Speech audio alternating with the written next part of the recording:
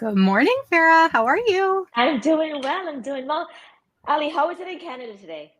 It's a little crispy. It's getting crispy Oh, out there. It gets really cold where I live. So, ladies, you probably don't want to move here if you don't already live here, but it's coming for us. I love it. So Ali, I want you on stage while I get to introduce you. And I'll let you guys know that Ali and I have recently connected, and she reached out to Gaia's Essence and she found out about us, and she was so excited about finding a conference that really celebrated women, that really created a platform where we could be ourselves. And when I found out that Ali's company, the Inspired Leader, existed, like her company was about training women to be amazing leaders. Now, how beautiful the synergy between Gaia's Essence and the Inspire Leadership. Ali, I'm honored to have you to be a part of the conference this year. I'm excited to sit and watch your keynote to learn more about how building effective teams and leadership and how you're able to grow beautiful companies. And so now I'm going to introduce Ali. So Ali has been a leader in the hospitality industry for over 15 years. During this time, she has been an integral part of developing 15 successful businesses and teams. Ali, I see your reiteration on the number 15. So I think 15 is your lucky number. As Director of Culture and Leadership Development, Ali has mastered a deep understanding of what it means to be truly connected as a leader and how that drives the success of any business. She bases her leadership style on what she has come to call transcendent leadership.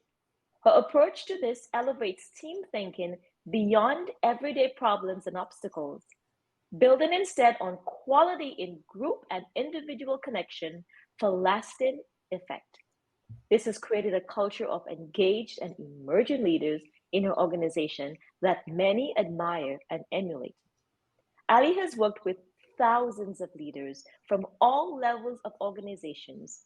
She has delivered countless workshops, seminars, and talks. She is continuously developing herself to continue providing the best and most relevant content available. She now shares an array of programs geared specifically towards the journey of a transcendent leader. Ali is also a certified meditation teacher. So, Ali, I know you enjoyed the meditation this morning. A heart, a heart math resilience mentor, and an ICF certified coach. She is active, loves yoga, biking, hiking, and and time with her two dogs. She currently lives in Edmonton, Alberta, which we just found out today is very cold, with her husband of 20 years, Chris. Ali, welcome again to the Gaia's Essence 13th Annual Women's Conference. And I am now going to take myself off screen. I'm so excited to be here with all of you women today. I know this is going to be an amazing day. I am super excited to connect with all of the women here and hear everybody speak. I know there is going to be so much value jam-packed in today. I'm just going to pull up my screen here. I'm going to share some slides as we go through this today. So let me just get organized here. So I want to talk a little bit about thriving and rising above adversity today. So that's where we're going to go. That's the gist of where I'd like to take this.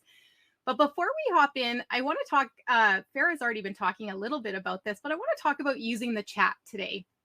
I'm used to being in person. I love being with people. And when I can't see you, it's harder for me. So I'd love it if you connected with me in the chat throughout this. Leave any comments you like. Even if I don't see it while we're going, I'll definitely swing back and read them all after. I'd love to hear your thoughts and how it's going. So first, I would just ask you to put in the chat, what is one word as to how you're feeling today? How are you feeling about being at Gaia's Essence Conference today? Are you excited? Are you curious? Are you feeling engaged? What is it that's going through your mind, and what brought you here today? I'm super curious woman, and I love to hear what the reasons are for being here. So let's hop into this a little bit today. So, like I said, we're going to talk about how to rise above adversity and live the life of your dreams. I think this is a really important thing.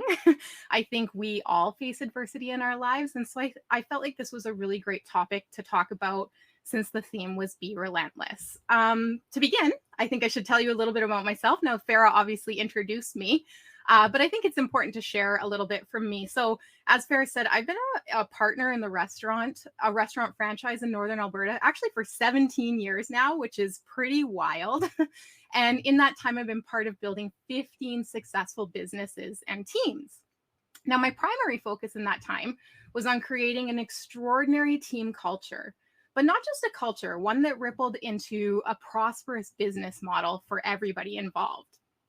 And during that time, I spent over a decade researching and creating leadership models based on heart-centered leadership. I really wanted to help leaders understand the importance of self-awareness and intention, the intention that we have in the leadership that we set forth in this world. I'm also a certified meditation teacher. I'm a heart math personal resilience mentor, as Farah mentioned, and I'm also an ICF certified coach. And with that, in 2020, I founded the Inspired Leader, which I'll share a little bit more about with you today. But the whole reason was to empower female professionals who are struggling with overwhelm, to help them gain the skills to thrive and get back to doing the work that they love. And so the main offering inside of the Inspired Leader is the Inspired Woman Collective. Now, this is a 6-month live stream program that really helps you reconnect your heart. It inspires your mind and it motivates women to go out and achieve their wildest dreams. So I feel so blessed to do what I do and to get to work with so many amazing women. So with that, let's jump in. So I believe we will all face adversity in our lives. And for many of us, that will start out really young, right? And some of the adversity we will face in our lives, it might be small compared to others. But I think regardless, any adversity we face, it matters. Because how we choose to move through and process adversity, that really shapes up our reality after, right? It really shapes up how our life looks. So as you look at the images of these young girls, these teenagers, if you will, you know each of them has a story, right? Each has had a life experience that has begun to shape who they are. And you might even see yourself in some of them. You might be reminded of what it was like to grow up as a young woman in the community you lived in. And this young woman, this is me. And this is my favorite uncle. I love him so much. So I had to put a picture of him up today. But I would never have guessed that by the time I was 18, that I would have experienced a broken family, loss, financial struggle, run-ins with the law, and sexual abuse. But that was my reality. And it was challenging because I felt like adversity was all around me. And truthfully, I didn't believe that I deserved or was worth more. I kind of figured that I was destined to just simply to be a survivor, to scrape by, to stand aside while everybody else went out and achieved their dreams. Now, I want to tell you, that's not my story today, right? And I'll share with you what that's looked like in my life. And I want to share with you some strategies as to how to thrive in your own life. But first, let me share with you this idea of a samskara, because I love this. Jillian probably understands this because she's a meditation teacher, but this is in the yoga tradition, and they describe samskaras as the marks on our hearts. Now, we want to try and look at these marks without judgment. And these samskaras, they could have been placed there out of a circumstance that either helped our life or hindered it. But regardless, we all carry these marks on our hearts, and they're part of what makes us who we are. Now, I believe these samskaras, or these marks, are the makeup of who we are today. And so for me, learning who I am has been a journey. And like I said, I'll share a little bit of that story with you and some of the things I've learned along the way. So I want to cover 3 things today. I want to cover how a change in perspective can go a long way when we're facing adversity. I want to talk about 3 strategies to overcome significant life challenges. So this is when real life-changing adversity shows up for you. And then I want to talk finally about embracing adversity as an opportunity for growth. So I'll share 4 perspectives with you that I've seen be really impactful, not only for myself, but also for the women that I work with. So the Inspired Women Leadership Collective program, in there, we take a deep dive into becoming a more resilient leader, to becoming a more resilient woman. And the perspective that we take when that shows up is a really big part of that equation. So I think these are really important. So the first thing I want to say is that when adversity enters your life, it brings with it chaos, uncertainty, and change. No question, right?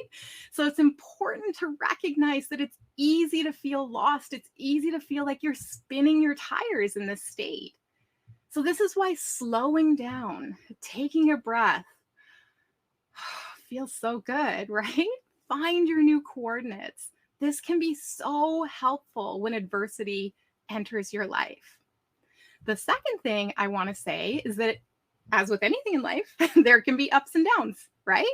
It can be a roller coaster ride. Sometimes, some days it might actually feel like this, but more often than not, well, let's just say it can get pretty wild, right? Pop a chat in the yes if you know this feeling. Maybe you know it intimately. I mean, I know I sure do.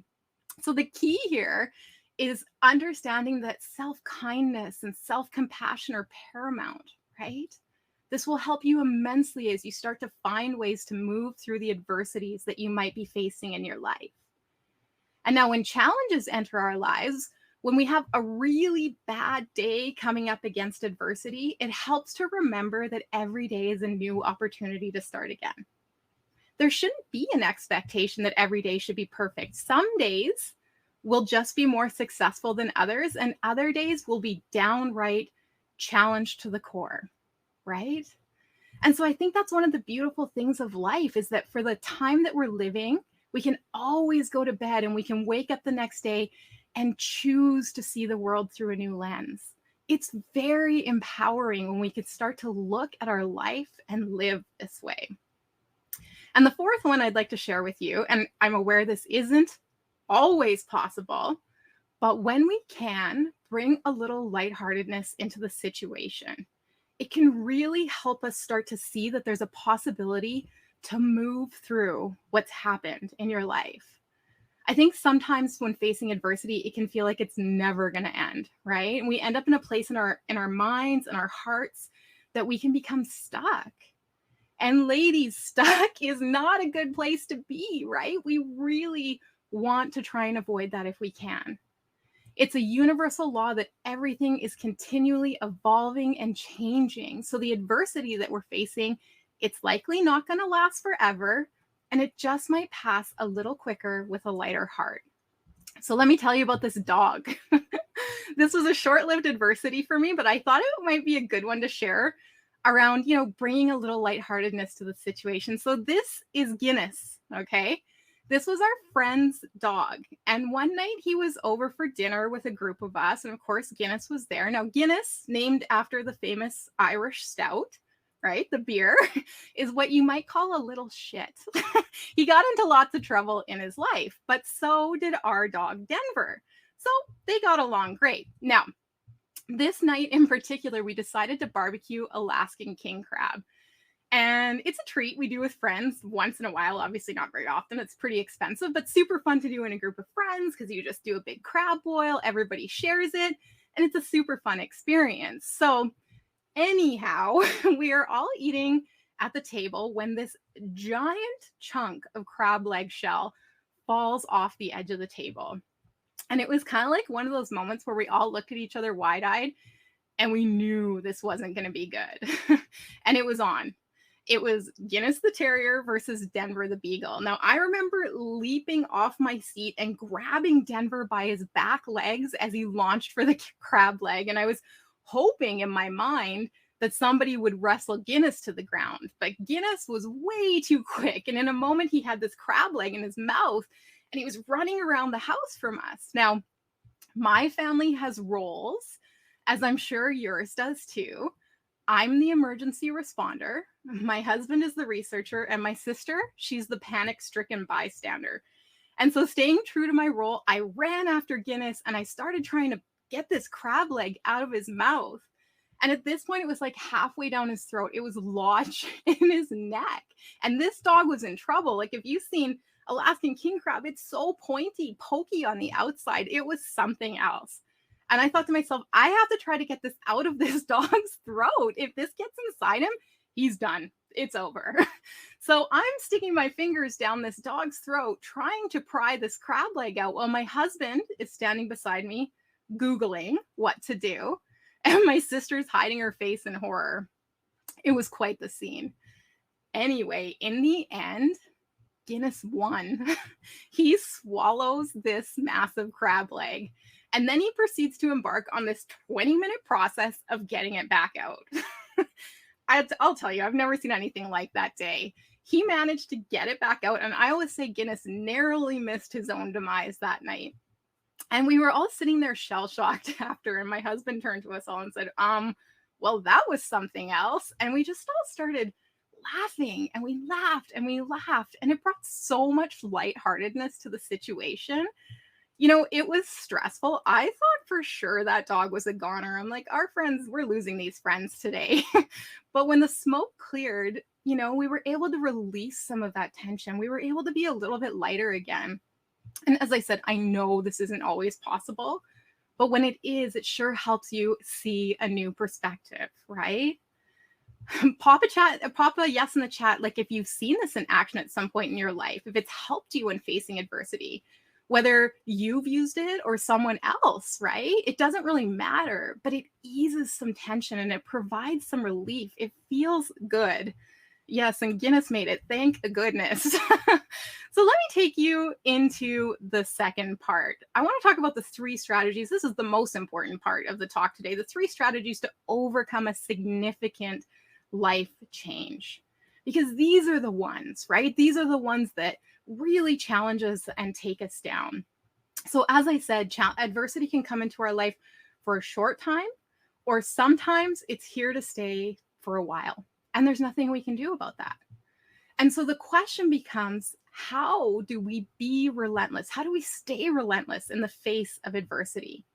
How do we continue to move towards a thriving life when adversity never seems to go away?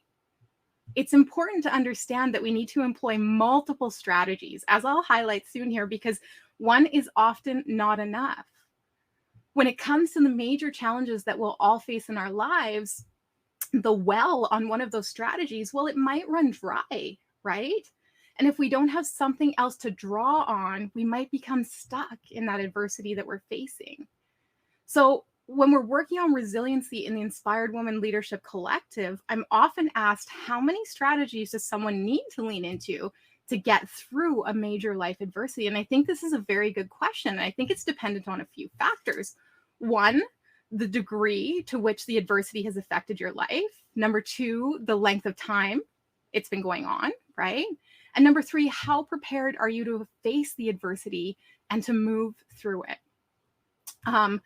Sometimes I think we need to be, right? We need to process, we need to come to terms with the adversity we're facing, and maybe even grieve, right? What's transpired in our lives. So it's important to understand that to overcome adversity, we must be ready to overcome it. We must be willing, we must be committed to getting to the other side. And so for me personally, I've experienced some pretty significant adversities in my life, one of which I wanted to share with you today in the hopes that it helps highlight the possibility that exists to move through the challenges that you might be facing now. So this is my husband, Chris. Chris and I met when we were 20 years old. So we've been together for a long time, 22 years to be exact. If you do that math, you'll know how old I am. And in those 22 years, we had the most incredible experience building a life together. We traveled the world together.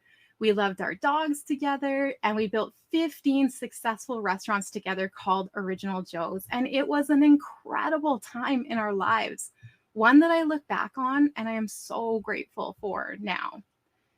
Now, Chris was a competitive marathon runner.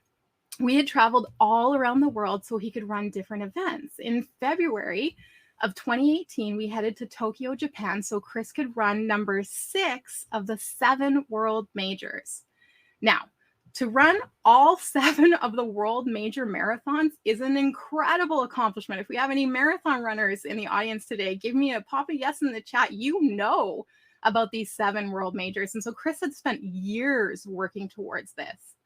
So the marathon in Tokyo started out much like any of the other ones we had been to, but it was going to end up so different.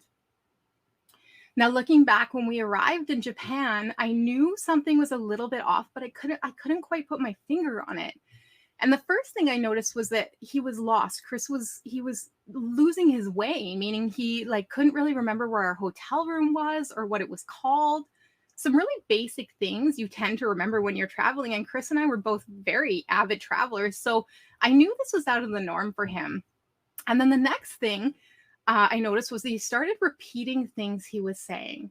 So he would say the same word or the same statement twice in a row, and then I would ask him about it, and he wouldn't realize he'd repeated anything at all. And at the time, this was all really strange for me because Chris was really confident that nothing was wrong. He just kept insisting it was simply race nerves, which I had seen before, and that the travel had gotten to him, and that he'd be fine once we were done and we could go and enjoy Japan. So when Chris was done the race, everything seemed fine and he seemed normal for the most part. I mean, of course, he was tired, as anybody would be after running the race, but he completed the Tokyo Marathon that day in 2 hours and 32 minutes, just shy of his goal of 2:30, which is insane marathon times, but he was still feeling so proud. And I felt so proud of him that day too. So that evening, we went out to have a celebratory dinner. Now, before the meal arrived at the table, he headed to the washroom. He was gone for well over 25 minutes. And I was just about to get up to look for him when he came back to the table. And as he sat down, he said to me, "Allie, that was so strange. I got so lost trying to find the bathroom. And I just I couldn't find my way back." And honestly, I didn't fully clue in at that point, but I probably should have. But it was a minute later and we were recounting the moments of the marathon. And Chris said the only unfortunate part of the day for him was that he didn't get to see me on the course. Now, every time Chris ran a marathon in these large cities, I made it an effort to pop up, if you will, around the city and catch him on the route. Now, Tokyo was no different. In fact, I had seen him 3 times that day on the route, and I know he had seen me. I even had pictures to prove it. And it was one of those really strange moments where everything stopped. And I turned to him and I said, "You know what? I did see you, and I'm sure you saw me. 3 times we waved, we made eye contact." And again, he blew it off. But now I knew for sure in my heart something was really wrong. I didn't say a lot to Chris, but I just said we should head home and that he was obviously tired. And as soon as we got back to the hotel, he passed out. He was so completely exhausted. Now, truth be told, the next 72 hours of my life were going to be the worst I would ever experience with Chris. He fell into a coma-like state. He was sweating profusely. He was barely conscious. And by the time I got him to the hospital, he seemed to have moved through that phase, but then into a phase of total confusion. He was conscious on one hand, which was a good thing, yet every interaction I had with him, my concern for his health grew more and more. He had no idea where he was, that we were in a hospital. Truth be told, I don't think he had any idea we were in Japan. So in the hospital, they ran a battery of tests on him and couldn't find anything wrong with him, which was so wild in my mind after the past 24 hours that I had just been witness to, right?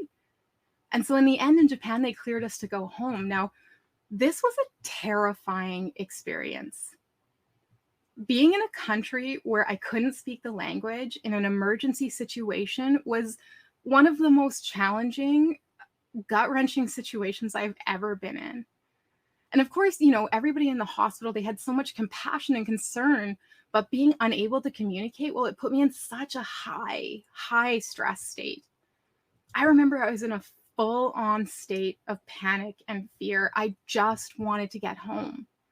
I just wanted to get somewhere where I could communicate. So I booked us on the next flight out of Tokyo, literally 3 hours later. I'm like, "Get your bags. We're in a taxi. We're out of here." We raced to the airport. And I remember us boarding the plane in Japan, in Tokyo, and I had so much anxiety, right? Like, it's not really okay to be flying if you're not well, but they had cleared him. And I was just so worried somebody would see he wasn't well and wouldn't let us board. I remember I had this huge sense of relief when the wheels of the plane left the runway in Tokyo that day, because I felt confident. I felt like when we got home, we'd be able to figure out what was going on. Now, the issue was when we got back that no one seemed overly concerned with Chris's condition. Just as no cause was found in Japan, it was going to be the same story back home.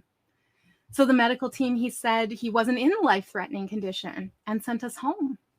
And of course, Chris's condition kept worsening. And each time we went home, we were back in the emergency room the next day, begging to see a neurologist. And in the end, it took me saying, I wasn't leaving the hospital until somebody actually came and sat down and looked at him.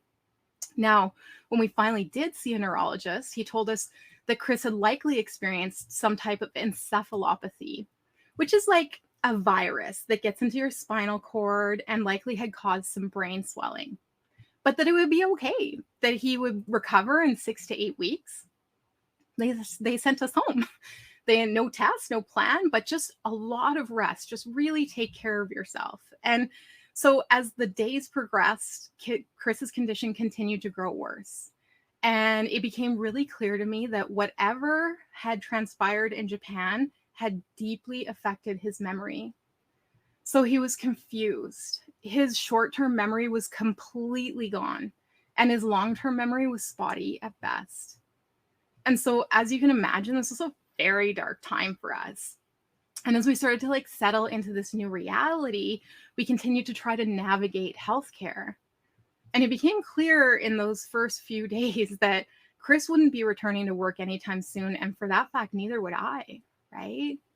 But even though things were really bad with his condition, I held on to hope from the neurologist conversation. And I felt like we were going to get there. I realized it wasn't going to be over as soon as I would have hoped, but I at least knew there was a finish line in the distance. Which brings me to the first strategy that helped me through this time with Chris, and that was to keep a positive mindset. Now, a healthy dose of optimism, it goes a long way when you're faced with a really tough situation. And it turns out that developing a positive mindset, it's a really important coping skill when we're dealing with adversity. Of course, it's true. You have to be realistic, so don't get me wrong, ladies. But if you're constantly looking at everything in a negative way, you'll only see the bad, right? And I knew this was going to be so important in moving through this challenge with Chris. I mean, he'd now found himself in a place where he was nowhere near the person he was when he left for Japan.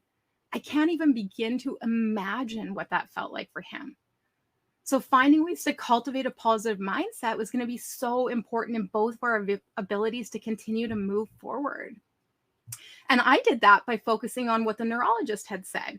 6 to 8 weeks, Chris would start to recover. It wasn't like this was going to be forever. And in the end, there was an end in sight. And that definitely kept hope in both of our hearts.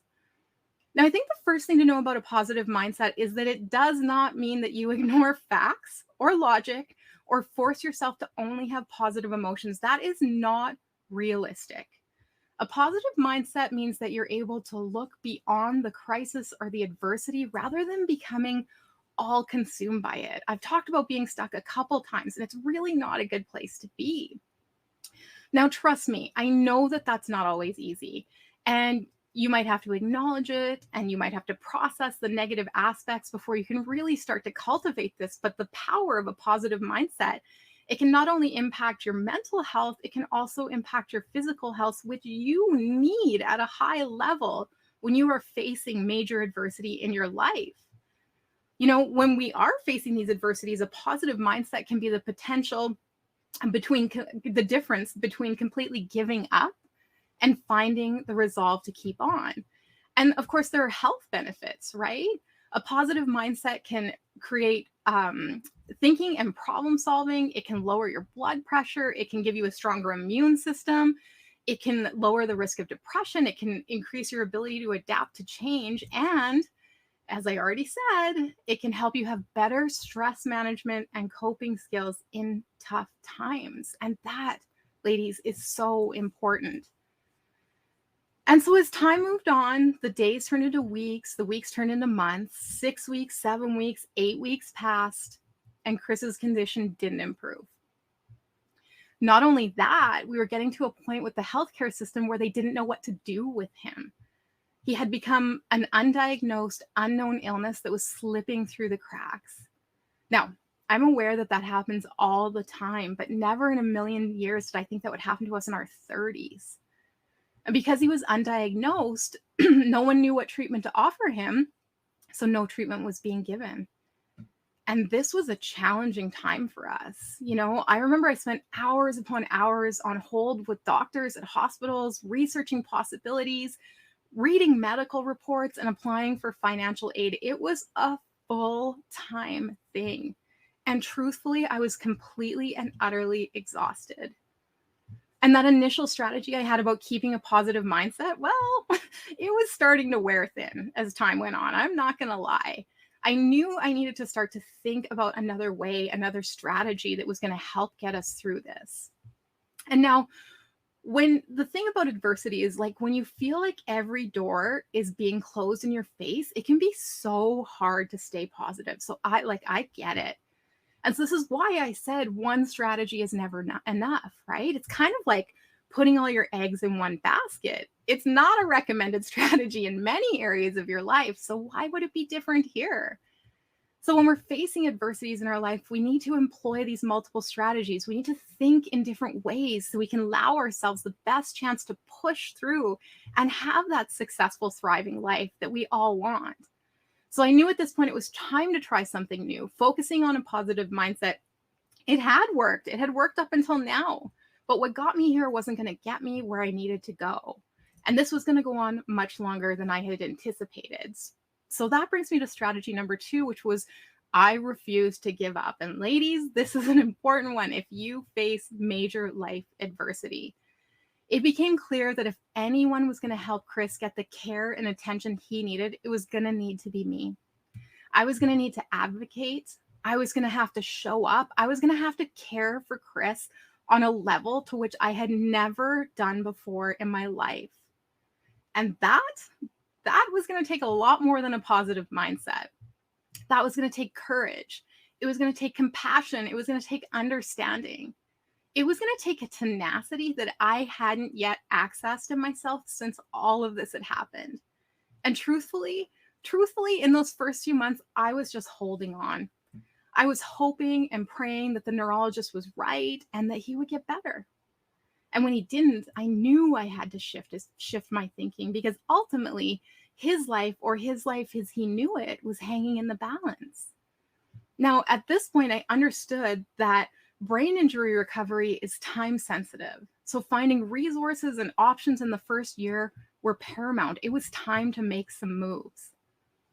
And so what does it mean for us when we refuse to give up in the face of adversity? Well, you show yourself in the world that you are strong, that you have resilience, that you have the tenacity to get what you want out of life, and you show up when it's hard. You become a role model for other women when they need it most, even if you don't realize it at the time. Now, in the Inspired Woman Leadership Collective, we uncover the strength you have within. This is part of what we do. We help you build the resilience skills that will help you with whatever life throws at you. And this is powerful work. I've seen firsthand the impact this has had on my clients. And I'll tell you, ladies, life is not always going to be easy. In fact, for some of us, it might rarely be easy. So I always love looking to other inspiring women who have shown us the power of that refusal to give up when adversity strikes. I find that really empowering and motivating. So I'll share my 3 with you that I go to today. Malala. She's 25 now, and she's known around the world. I would say she's been through more than most adults will experience in their entire lives. Now, if you don't know her story, she was just 15 when she was shot at close range in the head by the Taliban because she spoke out on how she believed women should be educated in Pakistan. She's since published her own autobiography, surviving this event and empowering herself, becoming a really empowering advocate for girls' education, especially in Pakistan. Now, Malala is the youngest Nobel Prize winner, winning the Nobel Peace Prize in 2014. Like, what a story. This woman, I love her too. So if anybody knows about overcoming adversity, it's activist and Facebook COO Sheryl Sandberg. She fought her way to the top of corporate America while promoting women in business the whole way. Now, sadly, in 2015, Sheryl unexpectedly lost her husband. But true to her style, she wrote about her husband's death in her second book, helping even more women. It's called Option B, Facing Adversity, Building Resilience, and Finding Joy with Adam Grant. And this book, it offered guidance on overcoming hardship. And if you haven't read this book, I suggest you add it to your list because it will move you. It is an amazing, amazing book. And finally, my favorite, always since I was a young wee girl, I have looked up to Oprah. Now, she's the queen of the chat show, and in some ways, I think the queen of America. Very few people have lived through the trauma that Oprah has and come out the other side still kicking ass. I always say Oprah is an ass kicker. She is amazing. So not only did Oprah struggle from birth, she was raised in poverty by a young single mother. She was raped at age 9. She became pregnant at 14 and lost the child.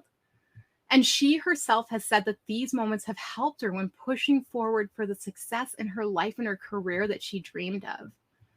Now, I would say that there are very few people on this planet who don't know who she is. And I would take the time for each of you today to think about the people you know who have chosen not to give up in the face of adversity and who can give you that boost when you need it in your own life. I mean, does anybody come to mind for you now? If you have a name, pop it in the chat, share it with the other women. I think that's part of the inspiration of today. But those are my 3 go-to women, and they're so important to me. And so for me, I hunkered down. I refused to give up. When the doctors told me they didn't know what to do, I asked more questions. When somebody said no, I didn't take that as an answer. And I always looked for another avenue of support or treatment for Chris. I researched, I read, I asked everyone I knew for ideas. I followed every and all lead I could to find help for him, which then brought me to learn about a new neurological treatment in the United States. Lots of you ladies are down there today, just outside of Portland, Oregon, that Chris might just be a candidate for. It had amazing reviews, and they'd done a lot of work with professional athletes and concussions and had seen a lot of success with memory impairments. I believe we got there because of my refusal to give up. Now, I'll say going to Portland, it wasn't an easy decision because since Chris became ill, we had become a one-income home, right? And this in itself was a whole nother added layer to the drastic changes we were already dealing with in our lives. And I remember that time feeling unsure if we were going to be able to keep our home, thinking we might have to downsize, maybe sell a vehicle to make ends meet. Like, it was scary times. And of course, for those of you in the United States, you know, you're well aware that these treatments generally aren't covered, right? They're definitely not covered for Canadians. And this neurological treatment for Chris was going to cost $25,000 US for 2 weeks. Now, truthfully, I wasn't sure how we were going to pay for it, but I knew that we had to go. It was one of those things in my heart that I knew if we didn't, I would regret it, right? I would always wonder. And so after some research and a few assessments with the team there, we were off. It was Portland bound. Now, sometimes in the midst of adversity, the universe reminds you of how beautiful it can be. Remember those 15 successful restaurants I talked about at the beginning? Well, while Chris and I headed to Portland, our amazing team set out to raise the money for Chris's treatment, which we were unaware of at the time. They held bake sales, bottle drives, yoga classes, like you name it, any way they could raise money to support him. A GoFundMe was started in Chris's name, and they just did everything they could to help us out. Now, when we returned home, we were handed the money to pay for his treatment. It was unbelievable. I get pretty emotional when I talk about this because this was just wild. The time and the effort that was put in on our behalf, I'm not even sure I'll ever be able to properly thank those people enough for what they did. To have the people that work for you, that you pay, do something like that for you, well, that completely restores your faith in the goodness of humanity. And here's the thing. Even in the face of life-changing adversity, we are and always will be hardwired for connection. Oftentimes in the face of adversity, we forget that we have amazing people in our lives, people that will, under any circumstance, surprise you as to the lengths to which they're willing and able to help you. It's a reminder that there's good in the world, that there are good people. Even when everything seems to be falling down around you, if we can choose to see the good, it can change so much. Which brings me to strategy number 3, which is practice gratitude along the way. Now, gratitude has been, in my opinion, the single biggest contributing factor to the success I have had in my life. I'll say that again. Gratitude has been the single biggest contributing factor to the success I have had in my life, because when you are grateful, it is very hard to be in a place of lack. When you are grateful, it's hard to be angry. And when you are grateful, it's hard not to believe in the possibility that the future might hold for you. So you might be wondering how the treatment in Portland went for Chris. Well, I'll tell you, it was positive. We saw some results, but only for a short time. Chris has never recovered from what happened to him in Japan. He's become one of those inexplicable, undiagnosed brain injury cases that might never be fully understood. He's never been able to return to work, and his entire life, our entire lives, have changed completely. And so this is why gratitude has been the strategy that has carried me through, because there's no end for us. This adversity has become our new reality. And there are countless studies out there on gratitude that affirm the impact it can have on your life. Gratitude, it's been proven to strengthen your relationships, encourage humility, increase fulfillment, reduce selfishness. It improves physical and emotional well-being. It increases your empathy. It increases your self-esteem. Do you see anything there that could help with adversity? I mean, I sure do. Do you practice gratitude? For the ladies that are here, do you practice gratitude? Pop a yes in the chat if gratitude has impacted your life the way it has impacted mine, because, oh man, it is so incredibly powerful. And if you don't practice gratitude every day, I thought I could talk about how to practice it, because there are so many ways. And I think the important thing to know is that there's no right or wrong way. I think the key is to connect with the feeling gratitude creates in your body, in your mind, and your heart. To simply think I'm grateful, it's likely not going to be enough, especially in times of this like life-changing adversity. We need to feel it. We need to bring it into our heart. That is the key. And so as a certified heart math resilience mentor, I take the women in the Inspired Women Leadership Collective through this process of learning to connect with gratitude, to connect with the feeling that it creates in your hearts, and to use that to create a vibrant and thriving life for yourself. It is a thing of beauty to see it unfold. And while we don't have time to get into all of that today, just know that it's possible. And it's life-changing when you learn how to connect with that feeling. Now, some of the ways I love to connect with gratitude are journaling, which is quite simple. I like to start the day with 3 things I'm grateful for. I don't do it every day. I'm not perfect. I'm human. But when I do it, it sets my day up so beautifully. I also like to write down all the things in my life that I'm proud of once every few months. I feel like this one inadvertently triggers a grateful heart. It reminds me of the connections, the experiences, the moments that I've had over the last few months, and really brings me back to the present moment.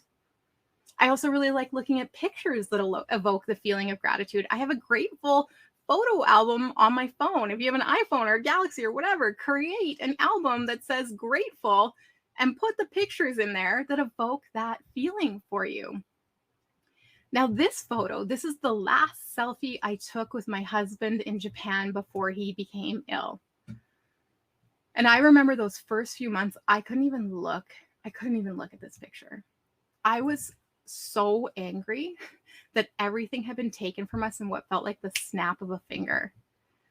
Eventually, though, by learning to practice gratitude along the way, this picture has come to mean so much to me. I look at it and I thank God he's still here with me. I'm so grateful that we can share our lives together, even if that looks different. I accept that through practicing gratitude.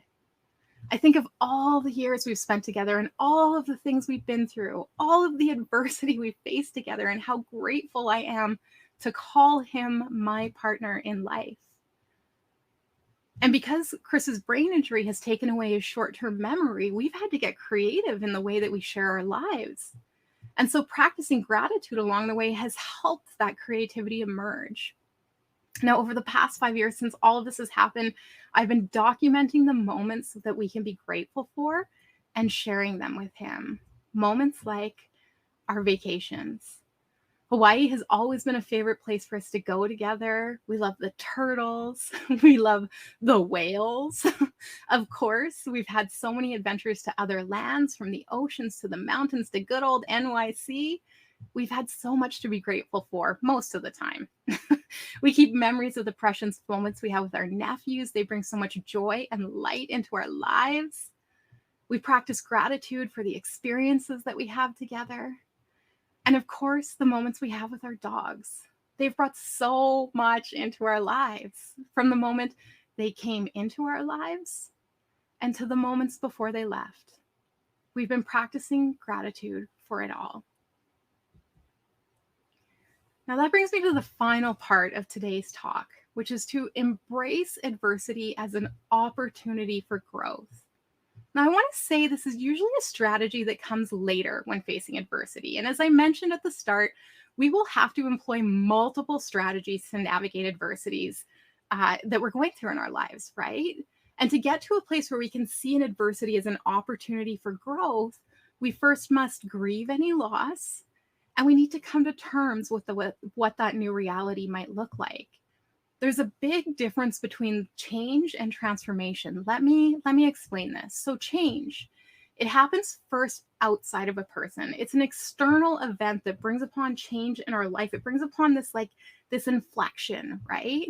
For me, it was my husband becoming ill and our whole life being turned upside down. Then there's the transition. So this is the process that happens inside. This is how we navigate adversity. This is how it shows up in our lives. It's how we work through the process and come to terms with what is being presented. And this was everything I just tried, everything I utilized to navigate this inflection in my life. It's how I face this adversity, and it's how you will face yours. And then there's transformation. And if we can find ways, if we can harness strategies that help us lean into adversity and into the adversity that shows up in our lives, we then have the potential for transformation. And transformation is one of the most incredible things you will ever experience in your life. Transformation reminds you of what is possible. It reminds you that you can achieve anything you set your heart to. And for me, that transformation is me standing before you today. 5 years ago, I never in a million years would have imagined I would be doing keynote engagements. Never. I never would have dreamed that I'd be running my own company, helping amazing women step into their fullest potential, helping to make the world a better place, yet here I am. And through this adversity, I learned to step into my power, to live more authentically, to live with more kindness, compassion, to live with more grace. And that has given me the opportunity to do what I do now. I think it's important to remember that with transformation, we can't be in protection and growth at the same time. We have to find ways, like I said, we have to utilize strategies that move us towards growth, towards opportunity, and towards potential. And so what I want to say here is that life is messy and it's okay, right? So many people want it to be neat and tidy, like the pencil crayons on the left, but the real Real life is like the painter's palette on the right. It's messy, it's full of colors that bleed into one another, colors that mix and match. And honestly, there's no telling which color will run into the next. And that, ladies, that is what makes life beautiful. So to truly find ourselves after adversity, we need to embrace this. You need to lean into the mess, what I now call the beauty of life, and discover what life truly has to offer you. The thing about messy, though, that I do need to say is that at times it can be scary, and I get that. We can become fearful of the mess and try to avoid it. But by allowing our fear to take over, you're placing a ceiling on your own capabilities. See all these roofs on these houses? These are man-made. The universe did not intend for us to have roofs on our capabilities, on our lives, on what we are capable of. And that is why it is so important to believe in possibilities, to believe that you are capable, that you are beautiful, that you are magical, and that you can have all of your dreams come true. I want to offer you one last strategy in moving through adversity, and that is to listen to your heart, ladies. Listen to your heart. When you can clear space and truly listen to the messages your heart shares with you, it won't lead you astray. Listening to my heart brought me here today. It brought me to Farah. It brought me to Gaia's, and for that, I'm so grateful. So let me ask you, what have you gotten out of here, being here today? What is your heart sharing with you? Pop a comment in the chat. I'd love to see what's resonating with you.